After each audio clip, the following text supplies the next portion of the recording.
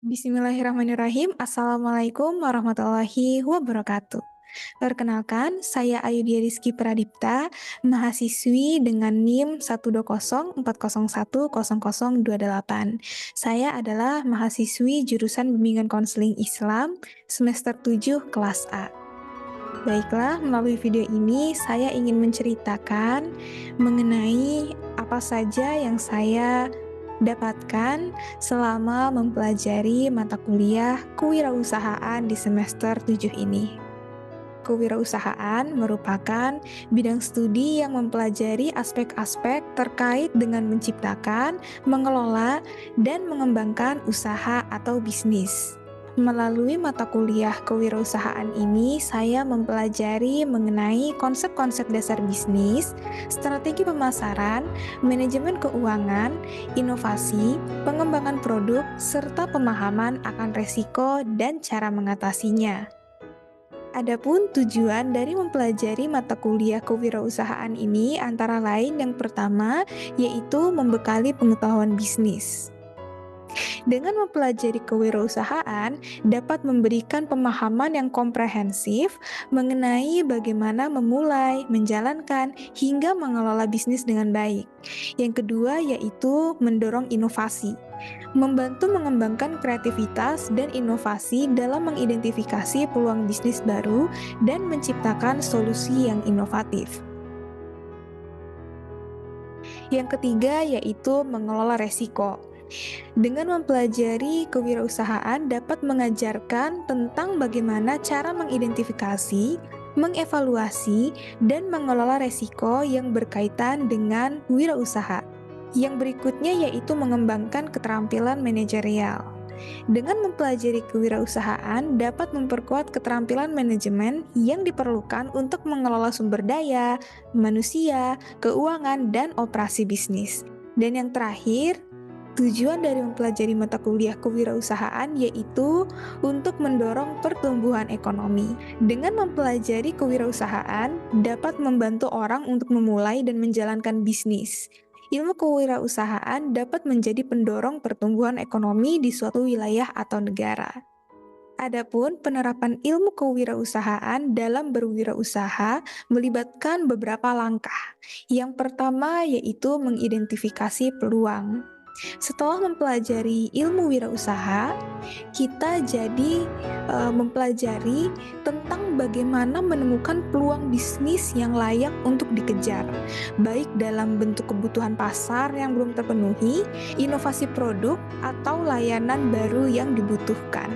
Setelah kita mempelajari mata kuliah kewirausahaan, diharapkan sebelum memulai bisnis, kita dapat terlebih dahulu melakukan identifikasi peluang dengan memahami apa yang menjadi kebutuhan atau minat pasar.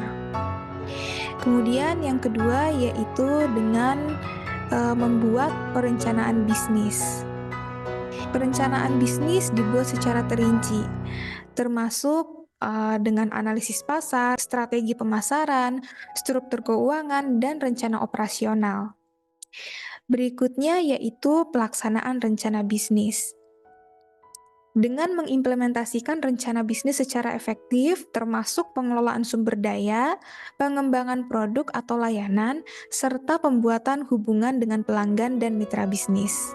Berikutnya yaitu manajemen resiko. Dengan memahami dan mengelola resiko yang terkait dengan bisnis seperti resiko keuangan, resiko operasional, dan resiko pasar. Yang terakhir yaitu inovasi serta adaptasi.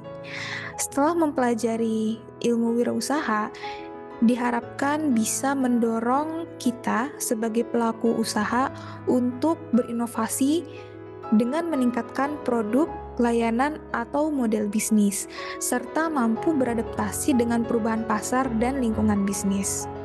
Penerapan ilmu kewirausahaan dapat membantu para wirausaha untuk mengelola bisnis dengan lebih efektif, meningkatkan kesempatan sukses, dan tetap relevan di pasar yang terus berubah seiring dengan perubahan zaman dan perubahan minat serta kebutuhan pasar. Adapun pengalaman saya dalam berwirausaha yang saya pernah lakukan, bahkan hingga saat ini masih saya lakukan, yaitu diawali pada tahun 2021.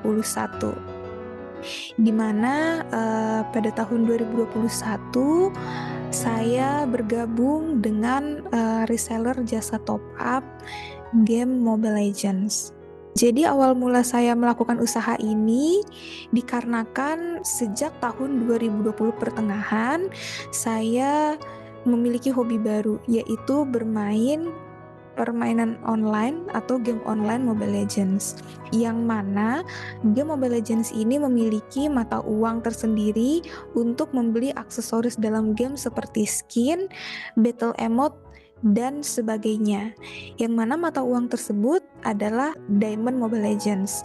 Berangkat dari hobi saya yang seperti ini, sekitar akhir 2021 ada sebuah penyedia jasa top up, sebuah online store yang membuka atau merekrut reseller baru, yang mana untuk bergabung sebagai reseller harus membayar nominal sebesar 20.000 untuk menjadi bagian dari toko tersebut.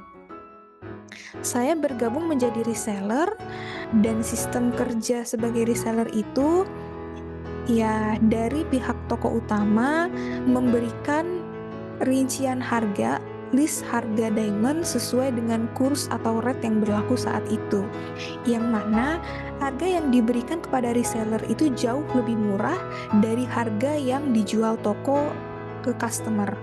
Reseller ini akan menjual kembali diamond tersebut dengan harga yang ditentukan oleh reseller itu sendiri. Adapun keuntungan yang telah saya peroleh itu setelah balik modal, dengan modal sebelumnya 20.000, saya bisa mendapatkan keuntungan mulai dari 3.000 hingga yang paling besar waktu itu saya pernah dapat 75.000.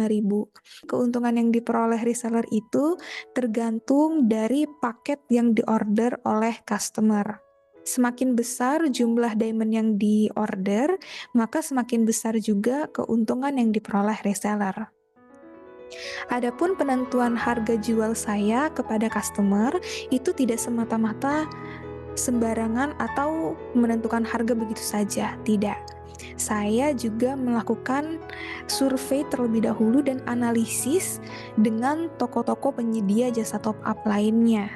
Baik, demikianlah yang dapat saya sampaikan. Lebih dan kurangnya mohon dimaafkan.